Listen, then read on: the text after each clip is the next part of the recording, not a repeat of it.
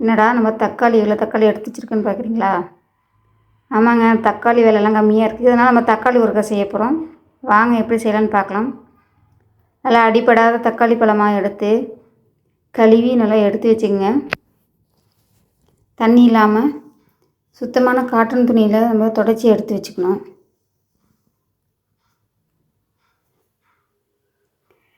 இந்த மாதிரி நம்ம செய்யும்போது தக்காளி 6 மாதம் வரை கெட்டு விடாமல் இருக்கும்.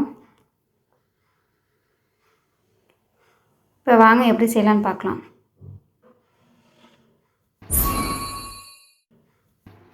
இப்போ நல்லா துடைச்சிட்டோம். இப்போ நம்ம இந்த மேல் பகுதியை கட் பண்ணி எடுத்துக்கணும். எடுத்துகிட்டு இந்த மாதிரி ரவுண்ட் ரவுண்டாக கட் பண்ணிக்கலாம்.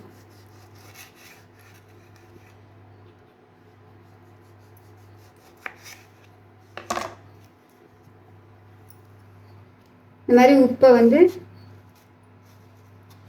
டிப் பண்ணி இந்த உப்பு மேலே வைக்கிற மாதிரி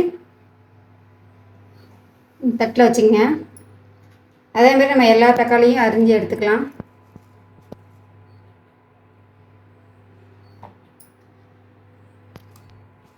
இப்படி வைக்கிறதுனால நம்ம ஃபங்கஸ் ஆகாமல் பார்த்துக்கலாம். தக்காளியை பூஞ்சிகள் வராமல் இருக்கும். A little longer than a few minutes later. உப்பை நம்ம தடவி எடுத்து வச்சுருக்குறோம்.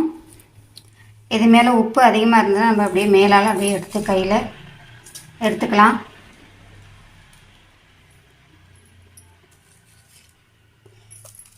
லைட்டாக உப்பு இருந்தால் போதும். இப்போ நம்ம காய வச்சு எடுத்து வச்சுக்கலாம்.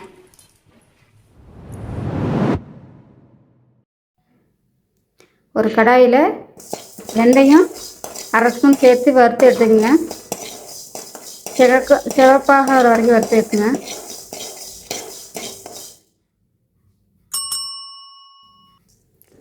அதுபோல் கடுகு 1 ஸ்பூன் சேர்த்துக்குங்க.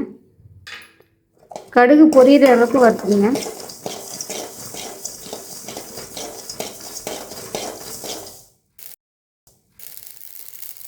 ஜீரகம் 1/2 ஸ்பூன். இது ஆப்ஷனல் தான், வேணும்னா சேர்த்துக்குங்க.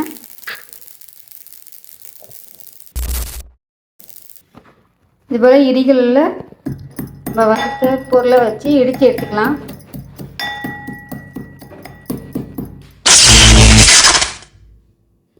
ஒரு கடாயில் நல்லெண்ணெய் 2 ஸ்பூன் விட்டுக்குங்க.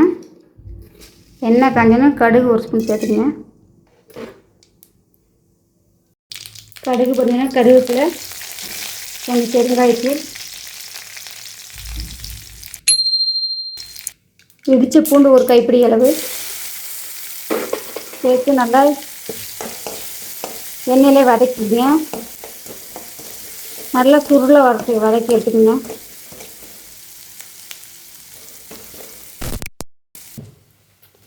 தக்காளியே நல்லா 1 நாள் காய வச்சு எடுத்துக்கலாம். 1 நாள் காய வச்சா போதும். இதுமாதிரி தண்ணி லேசாக வற்றின பிறகு நம்ம எடுத்து அரைச்சிக்கலாம்.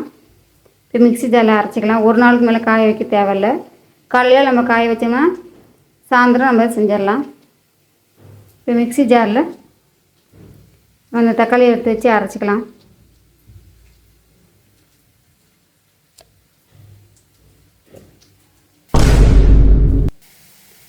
இந்த அளவுக்கு நம்ம பூண்டை வதக்கி எடுத்துக்கலாம். இப்போ இந்த மிக்ஸி ஜாரில் நம்ம தண்ணி விடாமல் அரைச்சிருக்கோம். இப்போ நம்ம சேர்த்துக்கலாம்.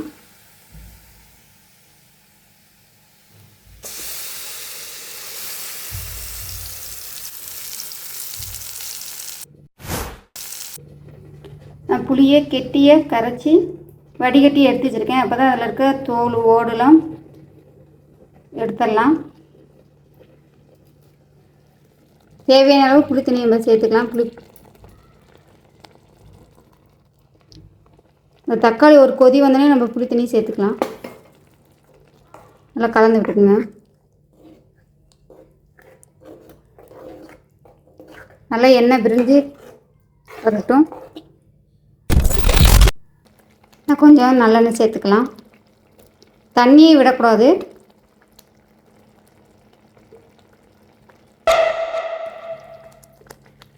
நம்ம இந்த தக்காளி ஊறுகாய்க்கு தேவையான அளவு மிளகாத்தூள் சேர்த்துக்கலாம். உங்களுக்கு எந்த அளவுக்கு காரம் தேவையோ அந்த அளவுக்கு தேவையான அளவு சேர்த்துக்குங்க.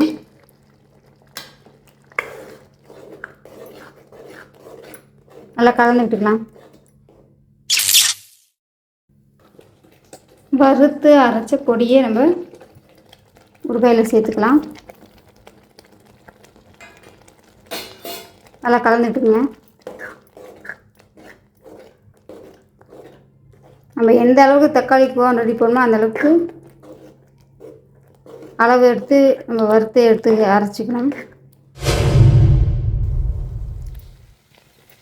பாருங்க நல்லா வதங்கி வந்துடுச்சு. நான் உப்பு தக்காளியில் வெயிலில் காய வைக்கிறதுக்காக தக்காளி மேலே உப்பு லேசாக தூவி காய வச்சுருந்தேன். அந்த உப்பு எனக்கு சரியாக இருந்தது, ஆனால் நான் உப்பு சேர்க்கலை. தக்காளியை வெயிலில் காய வைக்கும்போது அது அதில் இருக்க எக்ஸ்ட்ரா தண்ணியும் நம்ம இதில் வராது. அப்போ தக்காளி ஊறுகாய் சீக்கிரம் கெட்டு போகாது. அதுக்காக நம்ம வெயிலையே முதல் நாள் வெயிலே காய வச்சு அன்றைக்கி நைட்டே செஞ்சிடணும். அப்போ தான் சீக்கிரம் கெட்டு போகாமல் இருக்கும். நம்ம தண்ணி இப்போ அந்த தக்காளி ஊறுகாயை அரைச்சி நம்ம கொதி வரும்போது தண்ணி தெறிக்கும். அது மாதிரி இப்போ வெயிலில் நம்ம காய வச்சதுனால இப்போ தெறிக்காது, தண்ணி சுண்டிடும்.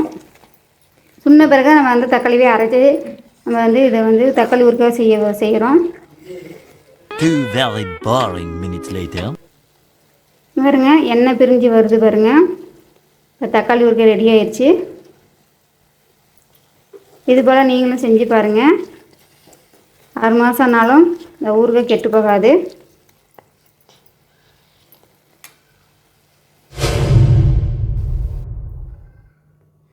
இந்த ஊறுகாயில் நம்ம கொஞ்சம் கூட நான் தண்ணியே சேர்க்கலை. தக்காளி அரைச்சதை அதை அப்படியே சேர்த்து எண்ணெய் மட்டும்தான், நல்லெண்ணெய் மட்டும்தான் சேர்த்து நல்லா வதக்கி எடுத்துருக்கேன். அருமையான தக்காளி ஊறுகாய் ரெடி ஆயிடுச்சு. இந்த வீடியோ பிடிச்சிருந்தால் லைக் பண்ணுங்கள், ஷேர் பண்ணுங்கள்.